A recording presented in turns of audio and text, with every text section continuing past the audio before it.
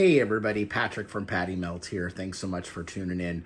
Wanted to go over something really interesting this week that I'm just kind of getting into and discovering on my own. And that is going to be textured build plates like this one from Snapmaker that has a carbon fiber pattern on it. And then something that are called magnetic P-flat sheets. Now, I believe you can get these many places. I get mine from my friend Daniel with Kaizen 3D prints. Now, there's a protective film on it right now, and so you can't see the effect very well, but I have two different magnetic P-flat sheets with two different patterns. You can kind of see if I get them a little closer to the camera, but that's no fun. Let's actually see what they do. So a magnetic P-flat sheet goes straight onto your build plate, whereas a textured or pattern build plate is the build plate. So let's get into it. So as you can see, the pattern on these are fantastic. This is the graffiti pattern, and I apologize, I forgot what the pattern was called on this one, but it's just absolutely incredible. This is the colorful sheet, and I want to show you how to handle these. So obviously you don't want to touch the surface. You don't want to get your finger oils on there. And the cleaning for this is isopropyl alcohol to sort of refresh it after every use. It also helps hold the pattern. So what you do is you get your build plate, right? And these were cut specifically for the Snapmaker U1. And then you get it lined up on there. See if I can pull this off on camera. I think I can. All right, it's right on the edge. So let's scooch it over. Make sure it's good down below. I think we can edge it up a little bit better than that. And then let's get it on the printer. And when you order these from Kaizen 3D Prints, this is not sponsored. I paid full price for these. He does a really good job of giving you a cheat sheet of instructions. You're going to want to spend particular attention to the heat and make sure, that you're setting yourself up for success. So, I'll leave it here. You can pause it if you want to screen grab these instructions. But if you order these from him, these will be included in there as well. Snapmaker's really been building out their library of models, so I thought this sort of origami-esque fidget toy would be a perfect example for a textural P-flat sheet or build plate. And I think one of the really important things is if you're doing an experiment, really experiment. So I have kind of a sparkly PLA here, a really fun green, like an avocado green, I think they call it, from BQ when I ordered the pop cap. And then I've got a second sparkly, and this is the fantastic Santa's robe from West 3D, their line of ambrosia filament, and then the Snapmaker yellow. This sparkly purple is also from West 3D. So let's really give it its full opportunity and see what it can do. One of the things that's going to be really important with the P-flat sheets is you want to make sure that it's at least 2 centimeters or 20 millimeters from the edge of the magnet to prevent any curling or any negative effects like that. So I did reposition this model just a little bit. So we're done with all of the calibration flows, new filament, so I wanted to do the calibration flow. And if you are manually controlling the temperature of your bed, you're gonna wanna make sure, according to the instructions, that it is within 45 to 65 degrees Celsius for your best adhesion. And also something that I made sure to do is make sure that the magnet's not so far back that the head isn't able to do its little scrape test.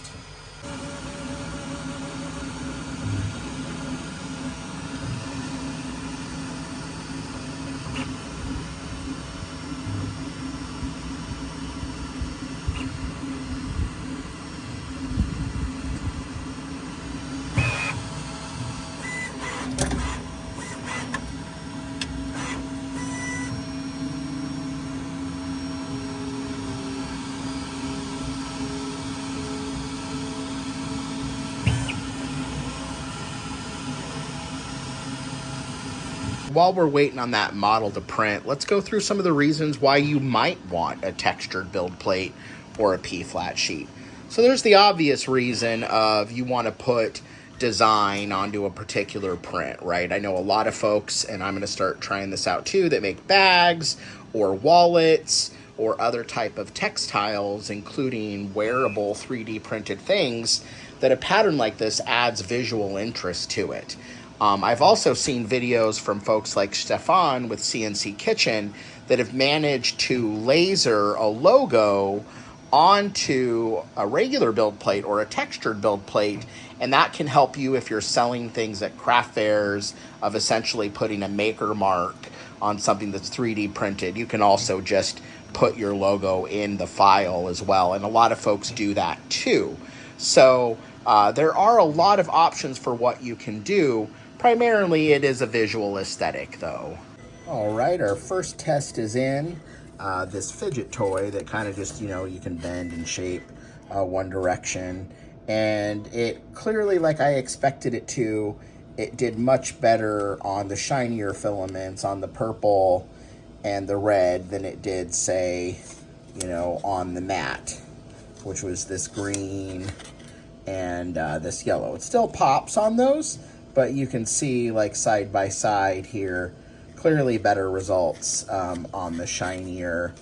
And then, yeah, because this was a print in place. I didn't catch that this was green. I would have done those in different colors. Then I thought I would show you the prying tower. That came out pretty cool because it was predominantly purple. That's pretty fun.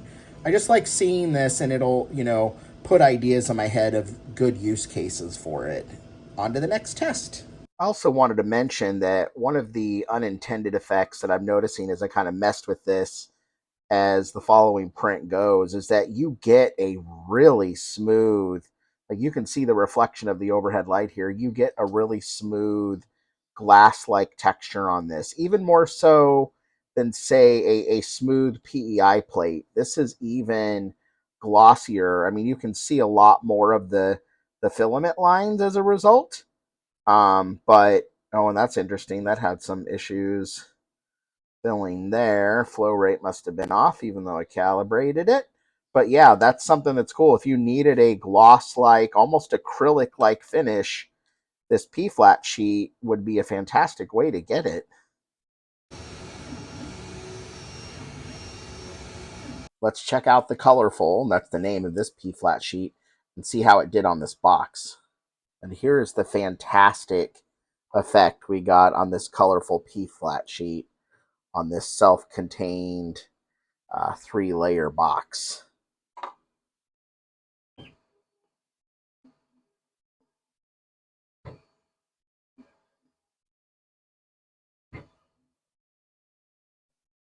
The carbon fiber plate did an absolutely fantastic job on this cassette tape holder. What wasn't so great is my ability to notice that I didn't have supports on the inside. That's okay.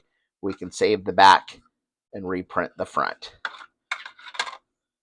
So what do you think? Could you see yourself using a P-flat sheet or a graphic effects plate for one of your specific prints? Do you have any ideas in mind? Make sure to drop a comment below and let me know what you think. I hope you all enjoyed the little experiment that I did today. It's interesting to see the effects that these P-flat sheets and the textured build plates have on things, and I would love to hear about the use cases that you might think for it. There's the obvious ones of, like, car parts and carbon fiber, but I'm starting to see a lot of people print textiles like wearable fashion, bags, purses, wallets, other types of things that aren't traditionally 3D printed, that they want to bring some visual interest to. So it was really interesting to sort of be able to play around with that. And that feels like such a privilege to me, to be able to have time and the equipment to just mess around and see some things. I'm really excited to see how this might feed into my future builds and future projects. But I am just so grateful that I took the time today to mess around and find out about a thing. And regardless of what you have going on this weekend or next week, I really hope that you're able to carve out some time to do something that seems interesting and fun and experimental for you, because you are so very worth the investment. Have a great week, everybody.